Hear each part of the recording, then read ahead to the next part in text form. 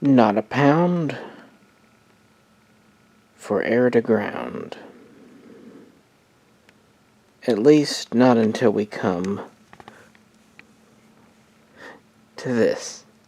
Hi, Misha here, and we're getting to the McDonnell-Douglas, today Boeing, or at least part of Boeing, F-15 Eagle. On the table, I've got actually an F-15J from Japan, but this is a licensed copy of the F-15C, which is a single-seat air superiority fighter variant. Excuse me. Unfortunately, I haven't been drinking, it's just late. I also have F-15B. This is a NASA test bed. This is the two-seat trainer version. And we have the F-15E, so-called Strike Eagle, which is an air-to-ground or deep interdictor. I guess you could call it a deep dick version. I don't know. Which is kind of going in the face of what the F-15 originally was designed for. And really, this plane is monumental for the Air Force. This was kind of the Air Force reasserting its independence. You know, early on, before it was the Air Force, it was part of, and this stands a little wobbly, so forgive me if I don't rotate this one a whole bunch.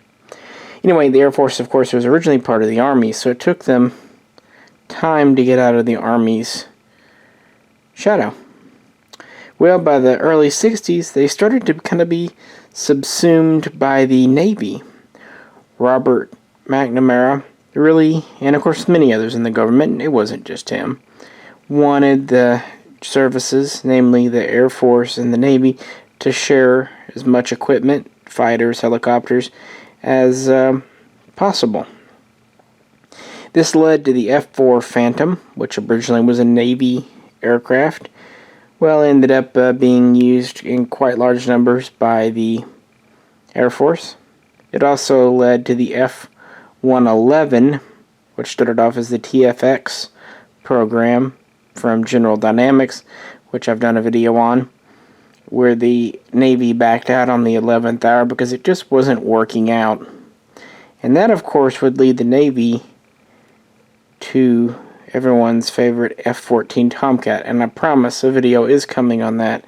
I have something a little special planned for the Grumman planes, and it's just taking a bit longer. So in the interim, I decided to cover the F-15.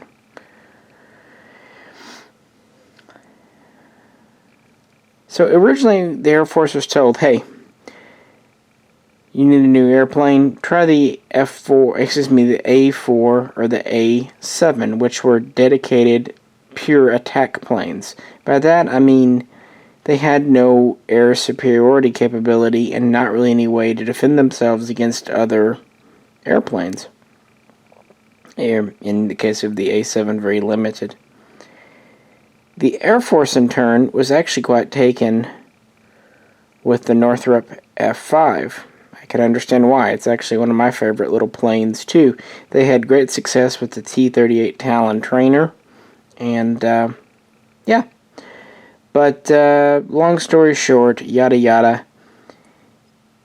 In 1965, they put out proposals for a new, hopefully, air superiority fighter. They wanted more emphasis on maneuverability, agility, over raw speed, because the F-4 Phantom had speed in spades, but what it didn't have was great maneuverability. The F-4 is a very heavy and not terribly aerodynamic plane. It has a large ordnance load, but despite what you might think, it was kind of a shitty dogfighter in Vietnam. It was, at times, at least on par with MiG-17s and MiG-19s, which were older aircraft, and other times were shot down. That shouldn't happen.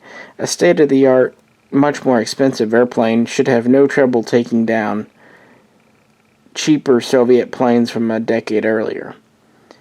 the F-4 managed to still succeed just through brute force.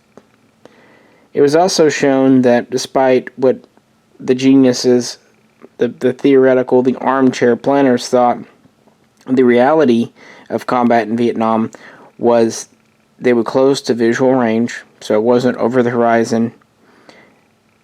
A gun, a cannon was necessary, and they discovered that the missiles of the day, the guided missiles of the day, weren't all that they were cracked up to be. In fact, the success rate early on in Vietnam was pathetic. As time went on, they would improve, but still it wasn't great. So the Air Force took stock of the feedback they got back and the proposed designs in '66, and they realized something real quick. All the designers that had submitted designs, basically their planes were as big and heavy as the TFX, the F-111, therefore not really useful for what they were wanting. They were thinking something more like the F-5 Tiger. Well, in 1967, there was a lot of infighting in the Air Force at this point. You had what was called the fighter mafia. They really wanted an F-5. You had other elements of the Air Force that wanted more of a multi-role capable general-purpose aircraft. There's a lot of back and forth, a lot of back in this. And then the Soviet Union unveils the MiG-25, which I've also done a video on. And the Air Force took a look at it and had a collective day of pants shitting. They looked at it, they thought this is a high-speed, high-maneuverable, because of the wing, high-altitude, high-performance plane. And of course the Soviets were not going to disabuse them of it. They played up its characteristics a great deal, and it was a very impressive plane. In addition, the MiG-23, which actually came out a little bit later than the 25. Some in the Air Force thought it was superior to the F-4 as well. So you've got two, at the time, very modern Soviet planes. The MiG-23, for example, was a swing wing design with look-down, shoot-down radar. And so they're looking at their F-4s and going, we're falling way behind. So in '68, they get their butts in gear. They come back and go, okay, we know what we want. We've decided we don't need high speed. Call it Mach 2, Mach 2.3, but we need maneuverability. We want an air superiority fighter. Luckily, at this time, the Navy was kind of pitching a fit towards the government too over the F-111B and dropped out. That would go on, and what they had come up with the F-14. This left the Air Force free to kind of do their thing. So in '69, early part of the year, they put out a tender for what they need.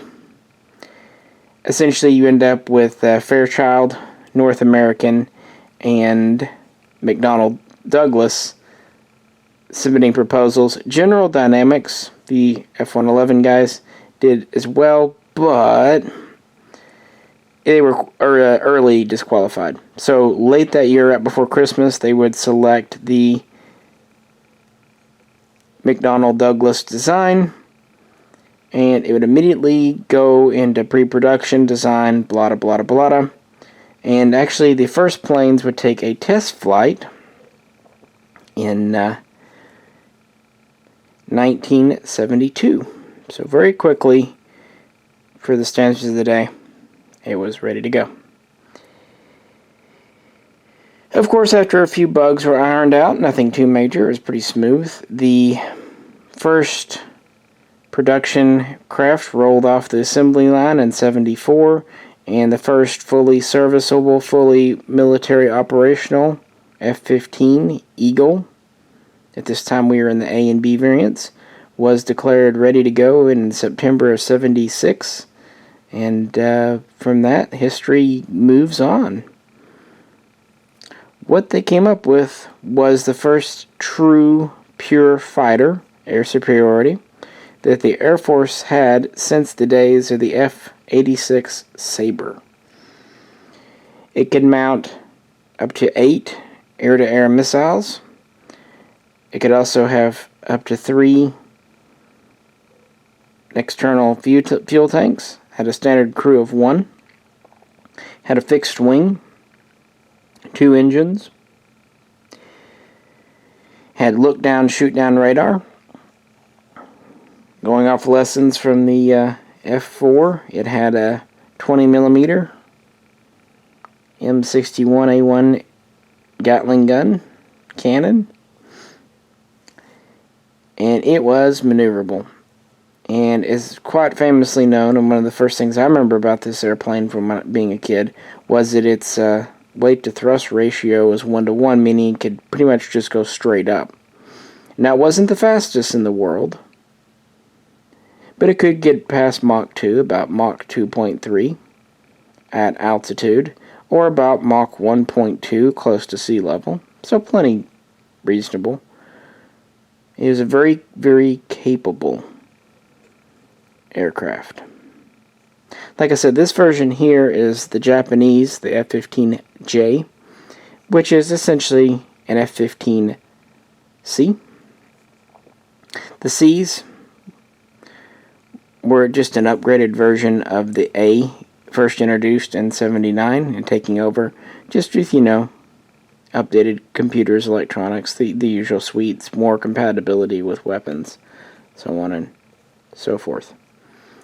And the original F-15As would first see combat in the hands of Israelis that year, '79, and the F-15 would make its first air-to-air kill, and then the Israelis would continue to use it through 80, 81, 82, including in Operation Opera, which was the assault on the Iranian nuclear power. Very successful. And also the Israelis used a feature on the F-15 Eagle that the American Air Force never really has. It did have a limited, very secondary, but it was there to appease some people in the Air Force, ability for ground attack, which of course would be developed into the Strike Eagle, we will get to in this video.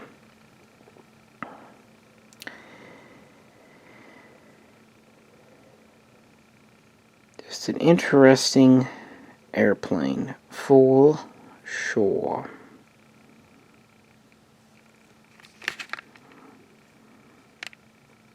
Well, let's move on. Let's get the Bluebird on the spinner. I could say some excuse about why I wanted this one, but really it's just my love of things NASA, so yeah. But it was nice to have an earlier F-15 and one of the two-seaters. Originally, as I said, the F-15A was a single-seat air superiority. Then you had the F-15B, which was the two-seat trainer and research version. Then you had the two-seat F-15B that replaced it, and of course the F-15C, which replaced the A. Primary production for the U.S. Air Force ended in 1985, but still, of course, McDonnell-Douglas and later Boeing would keep the production lines open for the F-15. The Israelis were big customers, as were the Japanese, so on and so forth. This plane is about 64 feet long. Has a wingspan of under 43 feet though. Can get pretty high up there at about 65,000 feet. And as you've already discussed, it was capable of a little over Mach 1 at sea level and could get a respectable amount over Mach 2 at altitude.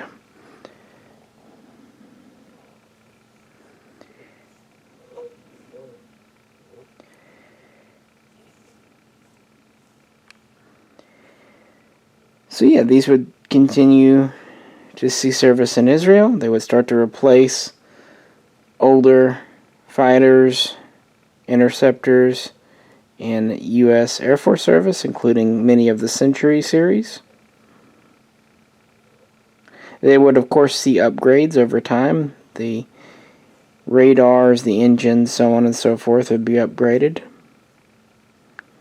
And these would be deployed in Operation Desert Shield in 1990, and then used in combat beginning of Operation Desert Storm in January of 91, and used through the cessation of hostilities on March 1st.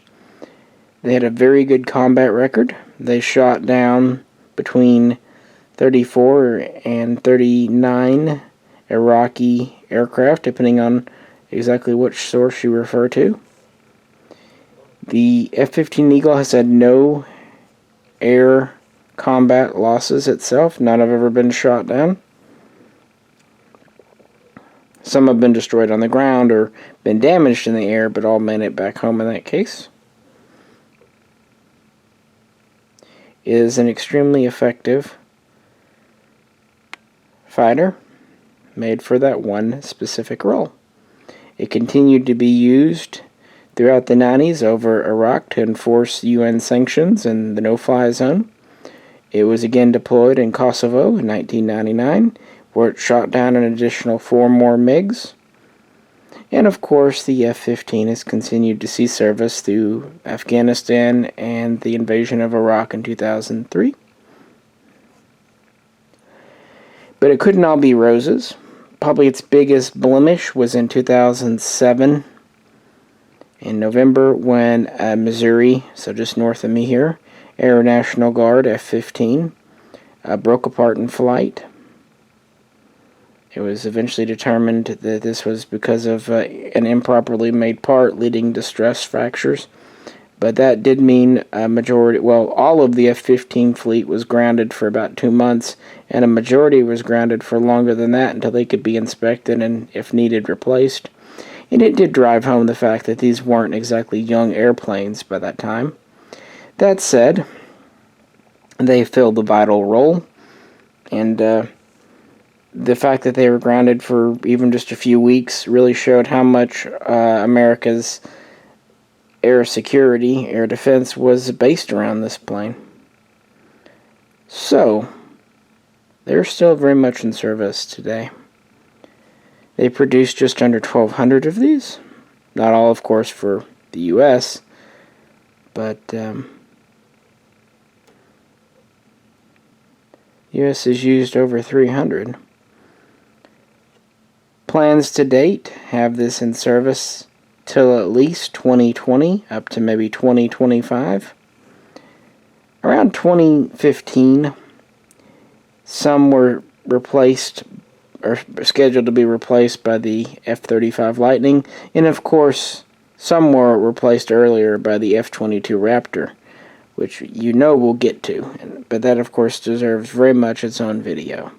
But since F-22 purchases were never near the numbers that were initially planned, that meant the trusty F-15 Eagle was very much kept in frontline service, and is to this very day. And Boeing themselves haven't given up on the design. In 2015, they announced the 2040C upgrade program for the design, in which customers could, choose to modernize their planes with the idea of keeping the plane relevant through at least the year 2040, which I'm sure several Air Forces will avail themselves of. It's worth pointing out that the F-15 didn't make everyone in the Air Force happy, especially that old fighter mafia. They still thought it was too expensive and too big. Again, they were wanting that little tiny F-5. And this would actually lead to the F-16, and the reason it existed. But of course, that again is for its own video and for another day. Well, let's move on and talk about how we went from a pure air superiority fighter to what was nearly a pure ground attack one. Alrighty, moving right along. This is the most recent addition to my F-15 collection. In fact, it just came out this June. This is, of course, the F-15E Strike Eagle. And typically, your Strike Eagles are going to have a darker gray camo scheme because they're meant to operate in a different role than the previous F-15 Eagles. Of course, they're still based very much on the same airframe, but there may be more differences than you realize with this plane, aside from a lot more things underneath the wings. Well, after the F-15E, the F-15A and B were going into production, McDonnell-Douglas kind of focused on what was left behind. So as the Air Force is putting these into service as dedicated fighters, they really weren't dealing much with ground attack or interdictors. They just kind of were ignoring it. Now, of course, they had older F-4s, and the F-111 was, by that point, finally online. So those were pretty much what they were using for ground attack. But McDonnell thought they could do better. So they had kind of an internal design team playing with the idea of making the F-15 an interdictor. Well, in 1978, the Air Force conducted a study to decide if it wanted to purchase more General Dynamics F-111 aardvarks. And it was decided, nah, not really. The planes eventually did come into their own. If you look at my F-111 video, you'll see that. But their early days were fraught with issues, and the whole program had kind of been a cluster. So in 1979, McDonnell-Douglas kind of got serious and partnered with Hughes to develop a new radar and weapons guidance system, and really got serious with this ground attack interdictor version of the Eagle, which was good because in 1981, the Air Force announced a new program called the Enhanced Tactical Fighter, which was kind of what McDonnell had already been working on. The only real competition came from General Dynamics, who submitted their F-16XL variant, which is a pretty radical redesign of the original F-16, and honestly would have probably been a great plane. But anyway, 81, 82, 83, that time period, the Air Force works with a couple of prototypes of each, trying out new weapons systems, taking them for test spins around the block, basically test driving them. And then in February of 84, the Air Force announces, not to really anyone's surprise, they were going to go with the F-15E, which was what McDonnell-Douglas designated it, calling it the Strike Eagle. They said one big reason was the fact that it had two engines for redundancy, and they thought it would still help for a battlefield aircraft. Makes sense. It also probably helped that it was well over $150 million cheaper, so they could do it cheaper. And of course, both planes were based on existing proven designs, but the F-15E was less of a radical update. But it was an update. For example, it had more powerful engines, it had redesigned wings, a little bit of a redesigned tail, and this was based on the F-15B, meaning we of course have a second crew member as standard now in the cockpit. The front guy is still our pilot, and our back guy is our WISO, our weapons systems officer.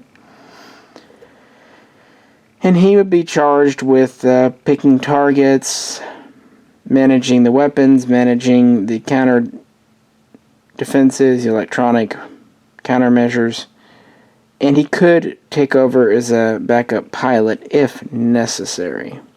Basically, he took a lot of the load off the guy on the front so he could focus on flying the damn plane.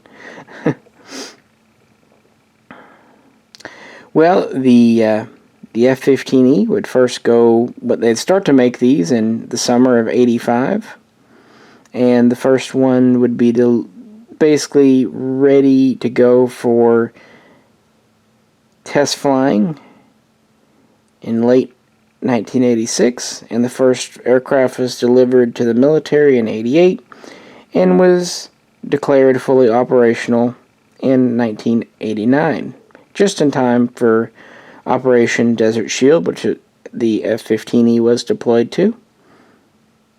And then, of course, again, once Operation Desert Shield turned into Operation Desert Storm in January of 91, this would be one of the first planes to go right into Iraq and put some damage on. Basically, what we have is an F-15 with more powerful engines so it could carry more ordnance under the wings. In fact, it can carry up to 23,000 pounds in additional fuel and bombs. And it's worth pointing out that the conformal fuel tanks, which were optional on the original Eagle, were pretty much standard for the Strike Eagle. Now, these couldn't be jettisoned in flight, but they were designed to have as minimal drag as possible. And of course, it could carry, in addition to the standard air-to-air missiles of the F-15, it could carry air-to-surface missiles as well as guided and unguided bombs. And it still retained the 20mm Gatling cannon, although it did have a slightly reduced ammunition capacity. Funnily enough, 23,000 pounds was just nearly 3 times the maximum payload of a World War II B-17 Flying Fortress. I just found that funny. And about double the payload of a B-29. So, yeah, it could really take it in there. And it could carry a lot, and it could stay on station a long time as well. In fact, the longest fighter mission in history to date was carried out by an F-15E. Anyway, in the first Gulf War, Desert Storm, this was used primarily as a hunter-killer. They would send them out on patrols to destroy Iraqi Scud launch sites. They also were tasked with destroying any aircraft on the ground, which they destroyed about 18 of during that brief war. In kind of a secondary role, they were used for what was considered tank plinking, which the F-111 Aardvark was used very successfully for in that war as well. They also were able to knock out a few helicopters during that war, although their air-to-air successes were pretty minimal. In fact, they had a few misses. This came at the cost of 2 F-15Es that were shot down from anti-aircraft measures from the ground. One crew was killed, the other crew did safely eject, and eventually were returned home after being POWs. I remember seeing that on TV when I was younger, and boy, that's tough. That's tough to see fellow Americans being mistreated by people like that. Really, really is. But they did make it home safely, eventually, so thanks again for their service in that, and putting up with even a brief imprisonment is hell.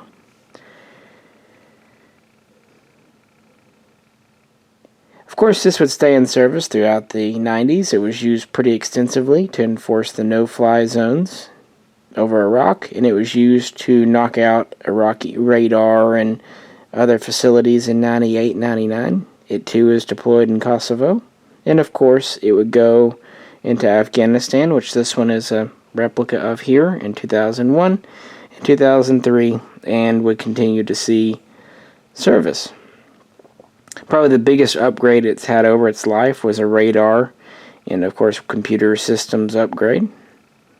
This is still very much in service today. Originally, the Air Force planned to buy 400. Ultimately, they ended up buying just over 230, with the final new planes delivered in 2001.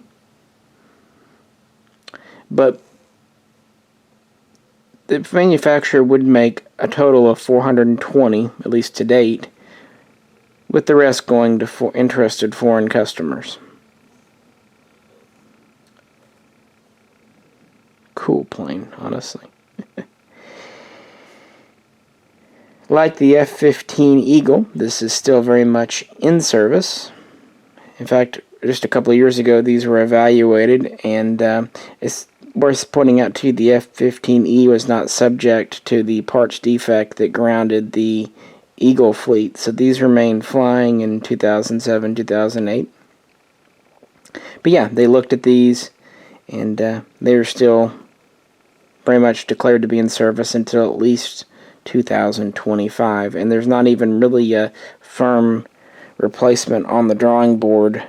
There's talk of trying to make the F-35E into an interdictor. That won't happen. It's just not suited for it. At least it shouldn't happen. So these will probably be kept around as long as possible, and then they'll probably just have to make a whole new plan, because this is a very versatile plane. It's multi-role. These are used for combat air patrol, CAP. And, of course, like I said, anti-tank, anti-armor missions, destroying important targets, deep interdiction. The idea behind the Strike Eagle is it could fly in deep into enemy territory fast, and it wouldn't need escorting by a normal fighter or even electronic warfare aircraft, which is good because most of the electronic warfare planes have been retired out since. So it's it's one of the success stories of a all-in-one thing because they did it right. Basically, it's an all-in-one offense that doesn't need separate defense. It's just a very capable plane.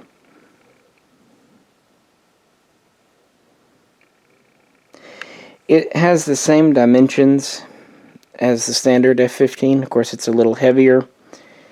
It can still achieve well over Mach 2. It's really about the same, depending on exactly how it's loaded out. The only places it really sacrifices are with its maximum altitude. It can only get up to about 60,000 feet. I would say its range is diminished, but since it carries by routine 3 external fuel tanks, not too bad.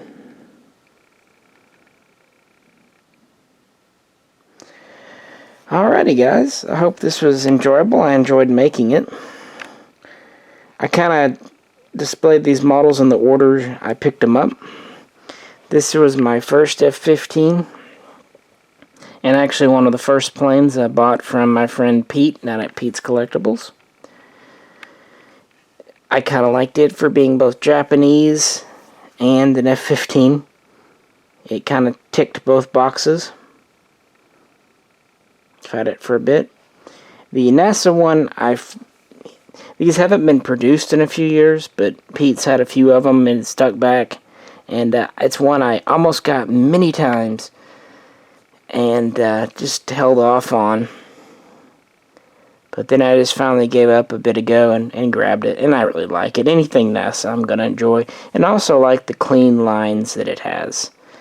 The pylons, the empty pylons in the wings are removable if you don't want them there, but I have them on because it came with it. But you can also, of course, take off the fuel tank for a very sleek looking plane.